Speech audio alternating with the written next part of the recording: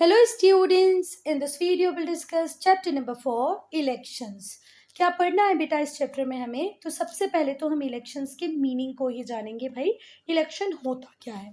फिर हम देखेंगे कि इलेक्शन कमीशन जो है हमारी कंट्री में जिसका काम है इलेक्शंस को कंडक्ट कराना, उस इलेक्शन कमीशन की क्या ड्यूटीज़ है, क्या रिस्पॉन्सिबिलिटीज़ हैं। फिर हम देखेंगे डायरेक्ट इलेक्शंस क्या होते हैं, इनडायरेक्ट इलेक्शंस क्या होते हैं, मिड टर्म इलेक्शन क्या है, बाई इलेक्शंस क्या होते हैं, क्यों होते हैं। तो ऑल इन ऑल आज आप इस चैप्टर में इलेक्शंस के रिगार्ड में बहुत कुछ पढ़ने वाले हैं। पहले हम देखेंगे मीनिंग ऑफ इलेक्शन। तो इलेक्शन बेटा पहले करवाने क्यों है, ये बात सोचो।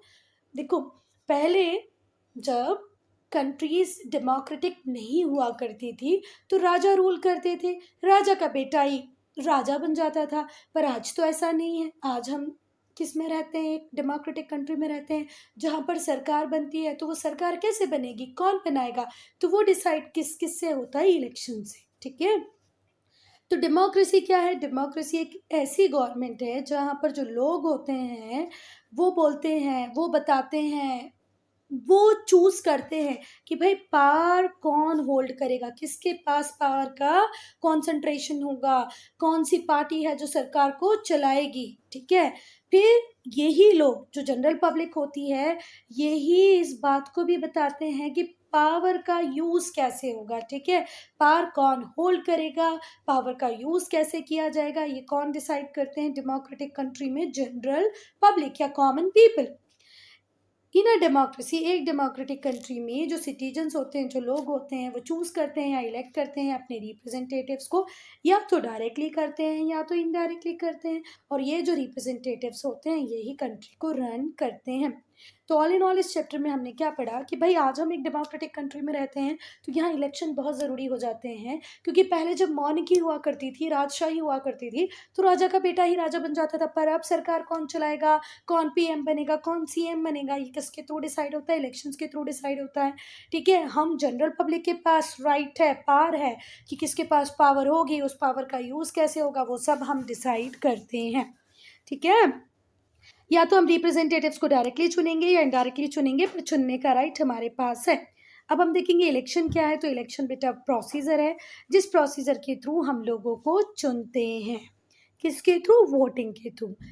To represent the voters. और किसको रिप्रेजेंट करने के लिए? वोटर्स को। हम चुनते हैं लोगों को हमें रिप्रेजेंट करने के लिए, और ये हमें रिप्रेजेंट करेंगे और क्या भी करेंगे? सरकार को चलाएंगे। ठीक है। To represent the voters for running the government. Generally contest जो होता है इलेक्शन में किसके बीच में होता है? दो कैंडिडेट, चार कैंडिडेट, छह कैंडिडेट्स के बीच में होता है। ठीक है। तो कॉन्टेस्ट होता है between different candidates for same position. एक ही पोजीशन के लिए बहुत सारे कैंडिडेट कॉन्टेस्ट करते हैं। थर्स इन इलेक्शंस, इसलिए हम कह सकते हैं इलेक्शन में कुछ जो होंगे वो विनर्स होंगे और कुछ जो होंगे वो लूजर्स होंगे। हमने इंडिया को छोटी छोटी कॉन्स्टिट्यूएंसीज में डिवाइड कर दिया है on the basis of population. ठीक है। तो हर एक कॉन्स्टिट्यूएंसी से एक व्यक्ति जीतेगा और एक हारेगा। चलो, अब क्या बोल रहा है नेक्स्ट पैराग्राफ कि भाई जो आज हम जिस सोसाइटी में रह रहे हैं, जो मॉडर्न सोसाइटीज़ हैं, वहाँ पर इलेक्शंस होते हैं बेटा पार्टी लाइंस पर। ठीक है। मतलब पार्टी का इम्पॉर्टेंट रोल होता है। जैसे अगर हम इम्पॉर्टेंट पार्टी की, पॉलिटिकल पार्टीज़ की बात करें तो वो है बीजेपी, कांग्रेस, आम आदमी party, Samajwadi party, Bahujan Samajwadi party. ये सब क्या है? पॉलिटिकल पार्टीज हैं। तो पॉलिटिकल पार्टी होती क्या है? तो पॉलिटिकल पार्टी होती है ग्रुप। किसका ग्रुप बेटा? उन लोगों का ग्रुप जिनके सिमिलर व्यूज हैं, सिमिलर बिलीव्स हैं। तो वो सारे लोग जिनका कंट्री को चलाने के लिए एक जैसा व्यूज होते हैं, जिनके बिलीफ मिलते हैं, वो सारे लोग इकट्ठे होकर एक पॉलिटिकल पार्टी बना लेते हैं। और यही पॉलिटिकल पार्टीज बाद में इलेक्शन कॉन्टेस्ट करती हैं। जो जीतती हैं वो सरकार चलाती हैं, जो हारती हैं वो अपोजिशन में बैठती हैं। इन्हीं पॉलिटिकल पार्टी, कोई भी पॉलिटिकल पार्टी या combination of political parties getting the largest number of votes. अब जहाँ पर कॉम्बिनेशन की बात की है तो देखो बीजेपी एक पार्टी है, पर बीजेपी ने बहुत सारी पार्टीज के साथ अलायंस बना के क्या बना रखा है? एनडीए। तो हम बीजेपी की बात करें तो ये एक पॉलिटिकल पार्टीज है, पर जहाँ पर हम कॉम्बिनेशन ऑफ पार्टीज की बात करते हैं तो वो क्या है, एनडीए। एनडीए में बहुत सारी पॉलिटिकल पार्टीज हैं जो मिलकर आज सरकार को चला रही हैं। तो भले ही कोई पॉलिटिकल पार्टी हो, अब जैसे जब हम 2014 की बात करें तो 2014 में जो सरकार चला रही थी वो एक पॉलिटिकल पार्टी चला रही थी जिसका नाम था बीजेपी। पर अब 2024 में जो वो सरकार चला रही है वो कौन है, एनडीए है। बीजेपी को इतने वोट्स नहीं मिले कि ये अकेले सरकार बना पाती, तो अब सरकार किसकी है, एनडीए की। एनडीए क्या है, कॉम्बिनेशन ऑफ पार्टीज। ठीक है, समझ में आया बात बेटा। एक पॉलिटिकल पार्टी को जब उतने वोट नहीं मिलते जिसमें वो सरकार बना पाए तो वो दूसरी छोटी छोटी पार्टीज के साथ अलायंस बनाती है। इसी को हम क्या कहते हैं, कॉम्बिनेशन ऑफ पार्टी या कोलिशन गवर्नमेंट। तो अभी किसकी गवर्नमेंट है, एनडीए की गवर्नमेंट है, हम कोलिशन गवर्नमेंट भी इसको कह सकते हैं। तो समझ में आया? अगर नहीं समझ में आया तो टेंशन मत लो। देखो, या तो एक पॉलिटिकल पार्टी को मेजोरिटी मिल जाएगी तो वो सरकार चला लेगी, एक पार्टी को नहीं मिलती है तो वो एक दो पार्टी के साथ जुड़ के सरकार बनाती है, उसे हम क्या कहते हैं, combination of parties getting the largest number of vote. जैसे सबसे ज्यादा वोट मिलेंगे वही क्या फॉर्म करेगी, गवर्नमेंट। अब हम काइंड्स ऑफ इलेक्शन की बात करेंगे तो सबसे पहले हम डायरेक्ट इलेक्शंस को पढ़ेंगे। People in India in directly, in नहीं directly, people of India directly elect their representatives. हम सब, आप लोग अपनी मम्मी पापा से पूछना, वो जाते हैं, वोट डालते हैं और अपने रिप्रेजेंटेटिव्स को चुन के आते हैं, है ना। तो हमारे इंडिया में जो लोग होते हैं वो डायरेक्टली क्या करते हैं, इलेक्ट करते हैं किसको, रिप्रेजेंटेटिव्स को। ठीक है, काय के लिए, लोकसभा के लिए और स्टेट लेजिस्लेचर के लिए। ठीक है, हर स्टेट का एक स्टेट लेजिस्लेचर होता है। स्टेट लेजिस्लेचर से क्या बनता है बेटा, सीएम। लोकसभा में जिस पार्टी को मेजोरिटी मिलती है या जिस कोलिशन की जब गवर्नमेंट होगी तो जो उसमें मेजोरिटी कंपोनेंट होगा उसका क्या बनेगा, पीएम। ठीक है, तो लोकसभा के इलेक्शन हो या स्टेट लेजिस्लेचर के इलेक्शन हो, ये दोनों ही कैसे होते हैं बेटा, डायरेक्ट, जहाँ पर लोग सीधे जाके अपने रिप्रेजेंटेटिव को चुनते हैं। तो स्टेट असेंबलीज के इलेक्शन, स्टेट लेजिस्लेटिव असेंबलीज के इलेक्शन हो तो वो भी डायरेक्ट होते हैं, लोकसभा के इलेक्शन भी डायरेक्ट होते हैं। The members of state legislative assembly, जो भी मेंबर्स हैं स्टेट लेजिस्लेटिव असेंबली के, उन्हें हम एमएलए कहते हैं, are directly elected by the people of the state. और जैसे यूपी की स्टेट लेजिस्लेटिव असेंबली है तो यूपी के लोग चुनेंगे, एमपी की स्टेट लेजिस्लेटिव असेंबली होंगी तो एमपी के लोग चुनेंगे, अगर वेस्ट बंगाल की होगी तो वेस्ट बंगाल के लोग चुनेंगे। पर लोकसभा में हर एक कॉन्स्टिट्यूएंसी में जितने भी एरिया उस कॉन्स्टिट्यूएंसी के लोग होंगे वो सब उस व्यक्ति के लिए वोट डालेंगे जो खड़ा हुआ है। अब अगर आपको लगता है बीजेपी के कैंडिडेट को देना चाहिए तो आप बीजेपी को दे देना, आपको लगता है कि टीएमसी के कैंडिडेट को देना है, तृणमूल कांग्रेस को, तो आप उसको दे देना। ठीक है, the members of the Lok Sabha के जो मेंबर्स होते हैं उन्हें मेंबर ऑफ पार्लियामेंट कहते हैं या एमपी कहते हैं या मेंबर ऑफ लोकसभा कहते हैं।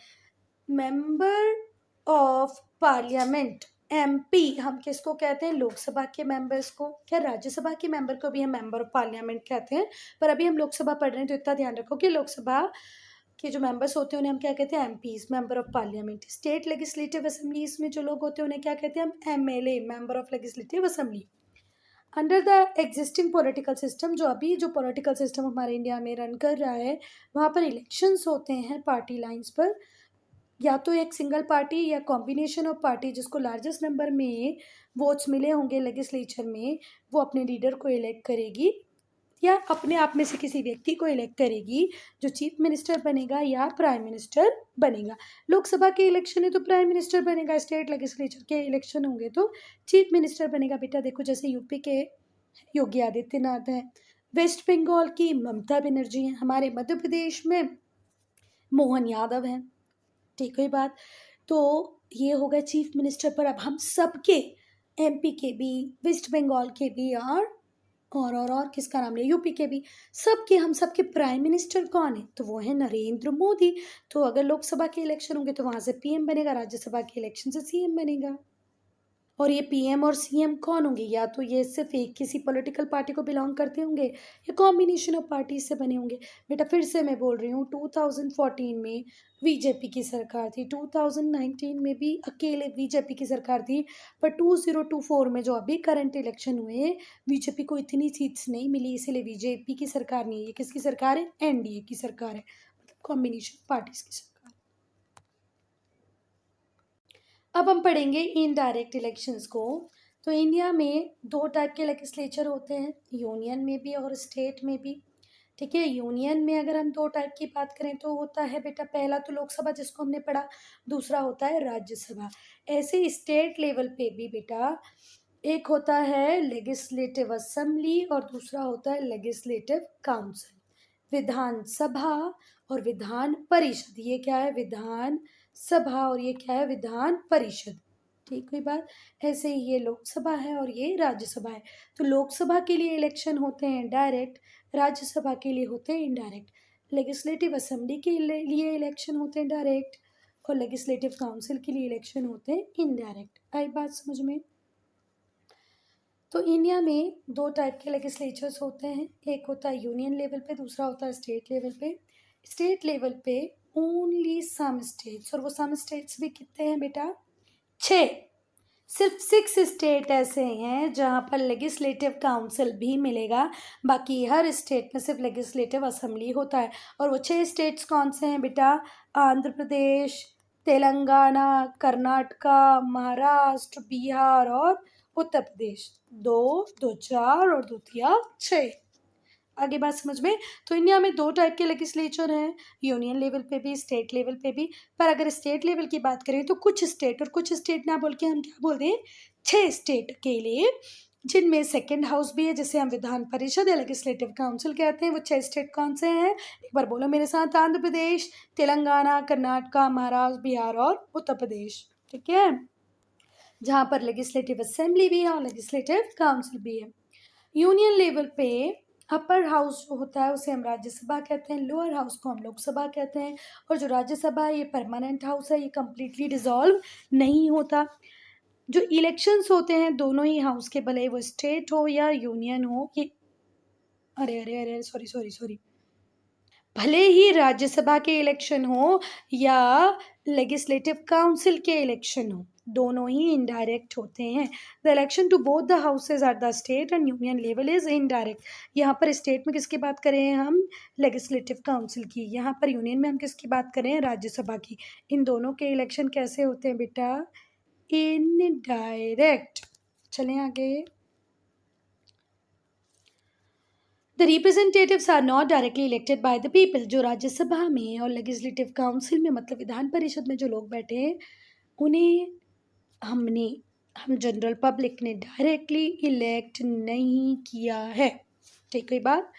जो इलेक्टेड रिप्रेजेंटेटिव होते हैं, the elected representative of people, हमने लोकसभा के लिए भी लोगों को चुन दिया है और मेंबर ऑफ लेजिस्लेटिव असेंबली भी बना दिए, एमएलए भी बना दिए, लेजिस्लेटिव असेंबली के लिए भी मेंबर्स को चुन दिया। अब ये लोगों का काम होगा चुनना। किसको? इन लोगों का काम होगा चुनना राज्यसभा के लिए मेंबर। हमारा कोई रोल उसमें नहीं होगा। तो फिर से ध्यान से सुनो, जो इलेक्टेड रिप्रेजेंटेटिव होते हैं लोगों के, वो इलेक्ट करते हैं upper house both at the centre as well as state. In case of legislative council, अगर हम लेजिस्लेटिव काउंसिल की बात करें तो members are elected by members of legislative assembly. Legislative council के मेंबर्स को कौन ही चुनते हैं? लेजिस्लेटिव असेंबली के मेंबर्स। बहुत ही बढ़िया तरीके से यहाँ पे रिप्रेजेंट किया गया है कि जो लोग होंगे वो रिप्रेजेंटेटिव्स को इलेक्ट करेंगे। जो इलेक्टेड रिप्रेजेंटेटिव होंगे ये गवर्नमेंट को बनाएंगे। जो गवर्नमेंट होगी वो कानून बनाएगी और इस कानून को इस कानून का पालन कौन करेगी? General public. फिर से ध्यान से सुनो, जनरल पब्लिक इलेक्ट करके रिप्रेजेंटेटिव्स को चुनेगी, ये रिप्रेजेंटेटिव सरकार बनाएंगे, चुनी हुई सरकार नियम बनाएगी, कानून बनाएगी, कानून को फॉलो हम करेंगे। आई बात समझ में? अब बेटा हम यहाँ पर थे, जरा यहाँ से ध्यान से सुन लो।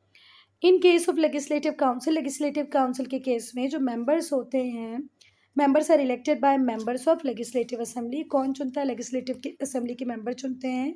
फ्रॉम एमंग्स पर्सन, किन लोगों में से who are not the member of legislative assembly, legislative assembly के मेंबर को नहीं चुनेंगे बेटा, उसके बाहर के लोगों को चुना जाएगा, ठीक है।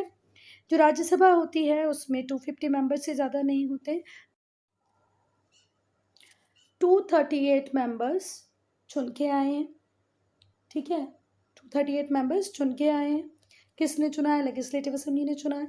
बाकी के 12 कौन चुनेगा? प्रेसिडेंट। ये किन लोगों को चुनेगा? जिनको स्पेशल नॉलेज होगा, जिनको प्रैक्टिकल एक्सपीरियंस होगा, किस फील्ड में? Literature, science, art, social service, ठीक है, जो अपनी अपनी फील्ड में एक्सीलेंस को हासिल कर चुके होंगे, उन्हें हम लेके आएंगे, so that they can share their problems, they can give the ideas कि भाई इनकी पर्टिकुलर फील्ड को कैसे और अच्छा बनाया जा सकता है। स्पोर्ट्स पर्सन अपनी फील्ड को अच्छा बनाने के आइडियाज़ देंगे, तो एक जो राइटर होगा, एक जो पोएट होगा, या जो एक क्या बोलना चाहिए, स्टोरी राइटर होगा, वो अपनी फील्ड के लिए सजेशंस देगा। अब हम पढ़ेंगे election of president and vice president of India, कि भाई प्रेसिडेंट का इलेक्शन कैसे होता है, वाइस प्रेसिडेंट का इलेक्शन कैसा होता है। दोनों के केसों में इलेक्शन इनडायरेक्ट ही होता है। प्रेसिडेंट का और वाइस प्रेसिडेंट का इलेक्शन बेटा हमेशा याद रखना इनडायरेक्ट होता है। तो इनडायरेक्ट की कैटेगरी में अभी हमने किस किस को डाला? लेजिस्लेटिव काउंसिल, राज्यसभा, प्रेसिडेंट और वाइस प्रेसिडेंट, ठीक है बात। तो जो प्रेसिडेंट होते हैं इंडिया के, वो इनडायरेक्टली चुने हुए होते हैं। तो बेटा अब आपको ये बात तो पता चल गई ना कि जो हमारे इंडिया के प्रेसिडेंट होते हैं उनका इलेक्शन कैसा होता है? इनडायरेक्ट। वो इनडायरेक्टली इलेक्टेड होते हैं। उनको इलेक्ट करने के लिए क्या बनता है बेटा? Electoral college. इस इलेक्टोरल कॉलेज के जितने भी मेंबर्स होंगे वो प्रेसिडेंट के लिए वोटिंग करेंगे, ठीक है। अब इस इलेक्टोरल कॉलेज में कौन कौन होता है? तो दोनों ही हाउसेस के मेंबर होंगे, लोकसभा के भी, राज्यसभा के भी। Both the house of parliament, parliament के अंदर लोकसभा और राज्यसभा आते हैं, दोनों के मेंबर इलेक्टोरल कॉलेज के मेंबर बन जाएंगे। और and the elected members of legislative assemblies of the state, हमारी कंट्री में जितने भी स्टेट्स हैं उनमें जो लेजिस्लेटिव असेंबलीज हैं उनके भी मेंबर्स इलेक्टोरल कॉलेज का पार्ट होंगे। तो सोचो प्रेसिडेंट का इलेक्शन कितना कॉम्प्लिकेटेड होगा। सच में कॉम्प्लिकेटेड तो है प्रेसिडेंट का इलेक्शन, क्योंकि इसमें लोकसभा के मेंबर भी हैं, राज्यसभा के मेंबर भी हैं, और जो इलेक्टेड मेंबर हैं लेजिस्लेटिव असेंबलीज के, वो भी इसका पार्ट बनेंगे। अब इसमें क्या क्या आएगा? NCT, national capital territory of Delhi, and union territory of Puducherry. मेरी बात सुनो, हमारी कंट्री में अभी कितने स्टेट है? 28 स्टेट है, पर 2 यूनियन टेरिटरीज ऐसी भी हैं जिन्हें स्पेशल प्रिविलेज मिला है। एक तो हो गई हमारी दिल्ली, है ना, और एक दूसरी है पौंडीचेरी। तो national capital territory of Delhi और यूनियन टेरिटरी ऑफ पुदुचेरी, इनके भी जो मेंबर होंगे लेजिस्लेटिव असेंबली के इलेक्टेड मेंबर, वो भी प्रेसिडेंट के लिए बनने वाले इलेक्टोरल कॉलेज का पार्ट होंगे। आई बात समझ में? फिर से ध्यान से सुनो, इलेक्टोरल कॉलेज का पार्ट कौन होंगे? तो सारे elected members of Lok Sabha, elected member of Rajya Sabha, फिर मेंबर ऑफ लेजिस्लेटिव असेंबली, ये भी कौन से वाले? इलेक्टेड। साथ ही साथ हमारी कंट्री में 2 स्टेट्स ऐसे हैं, 2 स्टेट्स नहीं, 2 यूनियन टेरिटरीज ऐसी हैं। कौन कौन सी? एक हमारी कैपिटल दिल्ली और दूसरी पुदुचेरी।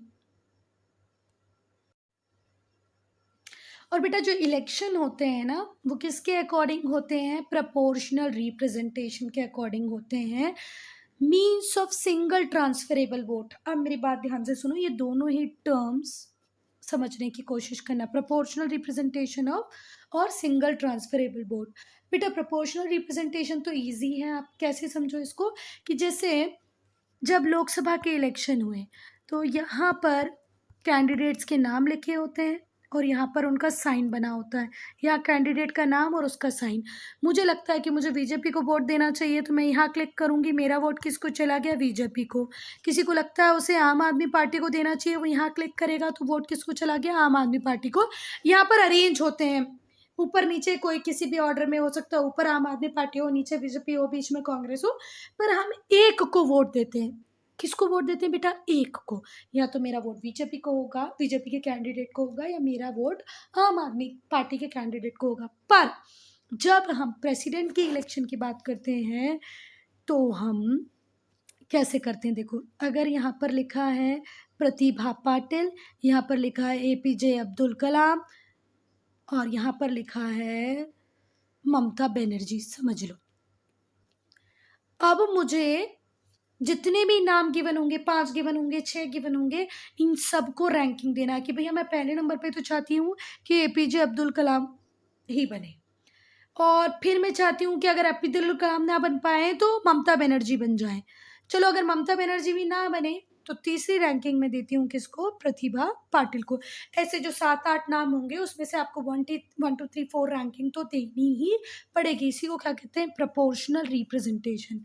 आई बात समझ में कि यहाँ पर आप एक व्यक्ति को वोट नहीं दोगे। जैसे आप लोकसभा के इलेक्शन के लिए जाते हो तो आप एक कैंडिडेट को वोट देते हो, भले वो बीजेपी का हो, कांग्रेस का हो, आम आदमी पार्टी का हो, समाजवादी पार्टी का, और बस एक क्लिक करके बाहर। पर जब आप प्रेसिडेंट के लिए वोट दोगे तो एक क्लिक नहीं, आपको रैंकिंग लिखनी है 1 2 3 4। ठीक है, चलो। अब सिंगल ट्रांसफरेबल वोट क्या होता है इसको भी समझने की कोशिश करना। सिंगल ट्रांसफरेबल वोट में क्या होता है? सपोज करो मैंने फर्स्ट प्लेस पे तो किसको रखा था? एपीजे अब्दुल कलाम को रखा था। सेकंड प्लेस पे मैंने रखा था, किसको रखा था भाई? ममता बनर्जी को। अगर एपीजे अब्दुल कलाम को बहुत ज़्यादा वोट ना मिले और इनको एलिमिनेट कर दिया जाए तो मेरा जो ममता बनर्जी वाला वोट है ये फर्स्ट रैंक पे आ जाएगा, ये उनको ट्रांसफ़र हो जाएगा। तो इसीलिए इसको क्या कहते हैं? Single transferable vote. ठीक है, तो समझ में आ गया बेटा। प्रोपोर्शनल रिप्रेजेंटेशन का मतलब क्या है कि आपको रैंकिंग देना है। भले ही आप ऐसी रैंकिंग दे दो 3 to 1, भैया जो कैंडिडेट सबसे ज़्यादा पसंद है उसको 1 दे दो, जो कम पसंद है उसको थोड़ा सा 2 दे दो, जो ना पसंद है उसे 3 4 दे दो, पर आपको 1 2 3 4 रैंकिंग देनी पड़ेगी। सिंगल ट्रांसफरेबल वोट का मतलब क्या होता है? जिसको आपने फर्स्ट रैंकिंग दी थी अगर वो एलिमिनेट हो जाता है तो आपका जो सेकेंड नंबर वाला था वो फर्स्ट पे आ जाएगा। ठीक है, जब वोटों की काउंटिंग होगी। बेटा प्रेसिडेंट की तरह ही, तो भाई प्रेसिडेंट की तरह ही जो हमारे वाइस प्रेसिडेंट होते हैं वो भी इनडायरेक्टली ही इलेक्टेड होते हैं, उनका इलेक्शन भी इनडायरेक्ट होता है। तो जो वाइस प्रेसिडेंट होते हैं उसे सिर्फ बोथ हाउस ऑफ पार्लियामेंट, मतलब सिर्फ लोकसभा और राज्यसभा के मेंबर चुनते हैं। ठीक है, जबकि हमने प्रेसिडेंट के इलेक्शन में क्या देखा था कि 28 स्टेट भी होंगे, दिल्ली भी होगा, पुदुचेरी भी होगा, इतने सारे लेजिस्लेटिव असेंबली के मेंबर्स होंगे जो इलेक्टोरल कॉलेज का पार्ट होंगे। पर वाइस प्रेसिडेंट के इलेक्शन में सिर्फ कौन होते हैं? लोकसभा और राज्यसभा, है ना, बोथ हाउस ऑफ पार्लियामेंट। इसमें स्टेट लेजिस्लेचर का कोई रोल नहीं होता है।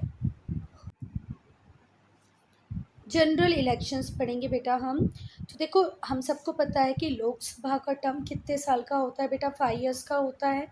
एक बार जब लोकसभा चुन के आएगी तो कितने साल का उसका टर्म होना चाहिए? 5 साल का। कई बार वो पहले भी डिसॉल्व हो जाती है पर यूजुअली उसका टर्म कितना होता है? 5 ईयर। ठीक है, तो जब एक बार लोकसभा 5 साल चल जाए, जब वो एक्सपायर हो, उसके बाद जो इलेक्शन होते हैं उसे हम क्या कहते हैं? General election. तो वो इलेक्शन जो इलेक्ट करे लोकसभा के मेंबर को after the expiry of normal term of 5 year, उसे क्या कहेंगे? General election. Elections to some legislative assemblies में be held along with parliamentary election. कई बार पार्लियामेंट्री इलेक्शन के साथ ही कुछ स्टेट्स के इलेक्शन भी होते हैं।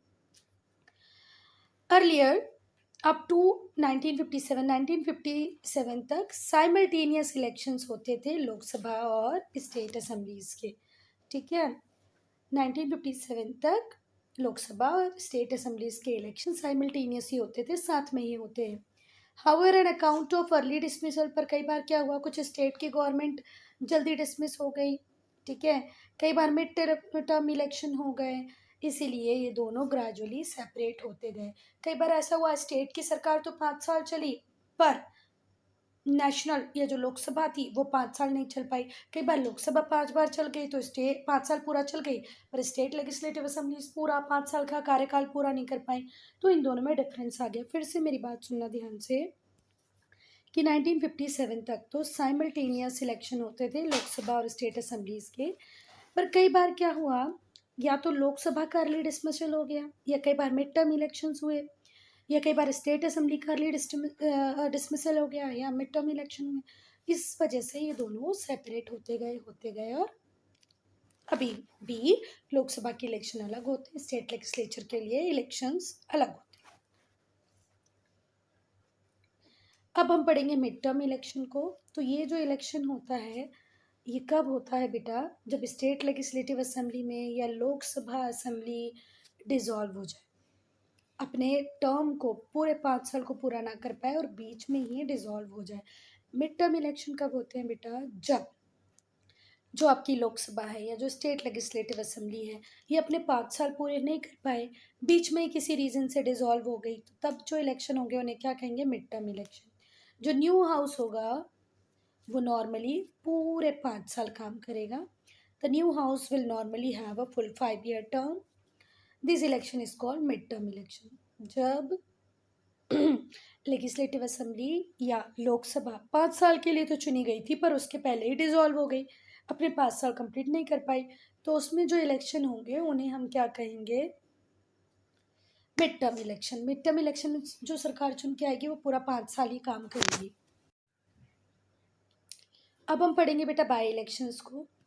तो जब भी कोई सीट किसी एमएलए ने होल्ड की हो और उसकी डेथ हो जाए, या वो किसी रीजन से रिजाइन कर दे, है ना, या वो अनसाउंड माइंड का हो जाए, या कोई भी मेडिकल इश्यूज ऐसे आए कि जो अपने टर्म को कंप्लीट ना कर पाए, तो उस पर्टिकुलर सीट के लिए जब इलेक्शन होगा तो वो बाय इलेक्शन होता है। ठीक है, when a seat held by any member, जब कोई मेंबर किसी भी सीट को होल्ड कर रहा होगा, उसके पास वो सीट होगी, लेजिस्लेटिव असेंबली में हो या तो सेंटर में हो या स्टेट में हो, वो सीट वैकेंट हो जाए। वो वैकेंट क्यों होगी, खाली कब होगी, या तो हो सकता उस कैंडिडेट जिसने उस सीट को हेल्ड कर रखा था उसकी डेथ हो जाए, उसने रेजिग्नेशन दे दिया हो, ठीक है, उसकी टर्म कंप्लीट होने के पहले ही। तो इस वैकेंसी को फिल करने के लिए जो इलेक्शन होते हैं उन्हें बाय इलेक्शन कहते हैं। जो पर्सन इलेक्ट होगा इस पोजीशन के लिए वो अनएक्सपायर्ड टर्म तक ही काम करेगा। सपोज करो ये ए था, उसने शुरुआत के 3 साल काम कर लिया, 3 साल वो मेंबर रहा, पर उसकी 3 साल के बाद डेथ हो जाती है या कोई और रीज़न हो जाता है जिसकी वजह से वो रिज़ाइन दे देता है, तो अब कितने साल का टाइम बचा था, इसके कार्यकाल में 2 साल का बचा था। तो जो पर्सन इलेक्ट होगा वो सिर्फ 2 साल ही और काम करेगा, ठीक है, पूरे 5 साल नहीं करेगा। The person so elected remains the member for the unexpired term of the house. 2 साल अगर पहले वाले व्यक्ति ने रहे होंगे तो बचे 3 साल दूसरा चुन के आएगा वो पूरे करेगा, ठीक है, वो डिपेंड करेगा कि कितना कंप्लीट हो गया कितना बचा है, पर जब तक हाउस अनएक्सपायर्ड रहेगा तब तक ही वो काम करेगा, वापस से फिर फ्रेश इलेक्शन होंगे। बेटा अब हम पढ़ेंगे इलेक्शन कमीशन को, ठीक है। तो इलेक्शन हम सबको पता है कि एक बहुत ही बेस्ट तरीका है, बेस्ट वे है जिसके थ्रू हम हमारे रिप्रेजेंटेटिव्स को चुनते हैं और चुन करके लेजिस्लेचर में भेज देते हैं। लोकसभा में member of legislative assembly MLA बना के लेजिस्लेटिव असेंबलीज में, है ना। इंडिया फेडरल कंट्री है बेटा, हम फेडरल कंट्री किस कंट्री को बोलते हैं वो कंट्री है जिसमें पावर सेंटर और कॉन्स्टिट्यूएंट यूनिट में डिवाइडेड हो। हमारी कंट्री में कॉन्स्टिट्यूएंट यूनिट कौन है, स्टेट गवर्नमेंट और लोकल लेवल गवर्नमेंट। जब पावर 2 लेवल या 2 से ज़्यादा लेवल में डिवाइडेड हो तो ऐसी कंट्री को हम क्या कहते हैं, फेडरल कंट्री। तो इंडिया फेडरल कंट्री है ना। यहाँ पर इलेक्शन सेंट्रल गवर्नमेंट के लिए भी होते हैं और स्टेट गवर्नमेंट के लिए भी होते हैं, मतलब सेंट्रल लेजिस्लेचर के लिए भी होते हैं और स्टेट लेजिस्लेचर के लिए भी होते हैं। Hence election need to be free and fair. तो इसलिए बहुत ज़रूरी है कि इलेक्शन फ्री और फेयर मैनर में हो, बहुत सारे लोग इसमें पार्ट लें, वाइड पार्टिसिपेशन हो, सरकार बने तो लोग जिसको बनाना चाहें उसकी बने, ऐसा नहीं हो हमने वोट किसी को दिया सरकार कोई और बन गई। तो हमारी कंट्री एक तो डेमोक्रेटिक कंट्री है जहाँ पर इलेक्शन होते हैं, तो इलेक्शन फ्री और फेयर वे में हो ये होना बहुत ज़रूरी है। हमारी कंट्री क्योंकि फेडरल कंट्री है तो सेंट्रल गवर्नमेंट के लिए भी इलेक्शन होते हैं, स्टेट गवर्नमेंट के लिए भी इलेक्शन होते हैं, मतलब स्टेट लेजिस्लेचर के लिए भी होता है इलेक्शन, सेंट्रल लेजिस्लेचर के लिए भी होता है। इसी बात को ध्यान में रखते हुए कि भैया इलेक्शन फ्री और फेयर होने चाहिए, है ना, तभी तो इलेक्शन का इम्पैक्ट बहुत ज़्यादा ध्यान रहेगा, नहीं तो लोग इलेक्शनों को समझेंगे ही नहीं। जब लोगों को ये बात समझ में आई कि भैया इलेक्शन का बहुत गहरा प्रभाव है, बहुत इंपॉर्टेंट है, तो जो हमारा कॉन्स्टिट्यूशन है उसने डिटेल्ड प्रोविज़न बना दिए कि भैया कैसे फ्री और फेयर इलेक्शन कंडक्ट होंगे, ठीक है। पार्ट 15 में कौन सा आर्टिकल? Article 324 to 329। अगर पूछा जाएगा आपसे कि इलेक्शन कमीशन के रिगार्ड में किस आर्टिकल में लिखा गया है, तो क्या बोलोगे? 324 से 329 तक। इलेक्शन कमीशन की किस बात को लिखा गया है? फ्री एंड फेयर इलेक्शन को किस पार्ट में? 15th पार्ट में। ठीक है, कॉन्स्टिट्यूशन का 15th पार्ट डील करता है कि कैसे इलेक्शन फ्री और फेयर कंडक्ट कराए जाए। आर्टिकल कौन से? 324 से 329। अब हम डायरेक्ट इलेक्शन और इनडायरेक्ट इलेक्शन को पढ़ लेते हैं। तो डायरेक्ट इलेक्शन में हम हमारे रिप्रेजेंटेटिव को डायरेक्टली जाके चुनते हैं। कौन? General public. इनडायरेक्ट इलेक्शन में जो चुने हुए रिप्रेजेंटेटिव्स होते हैं वो जाके मेंबर्स को इलेक्ट करते हैं, हमारा कोई रोल नहीं होता। People elect their representative indirectly. Indirect election में जो लोग होते हैं अपने लोगों को, अपने रिप्रेजेंटेटिव को इनडायरेक्टली चुनते हैं।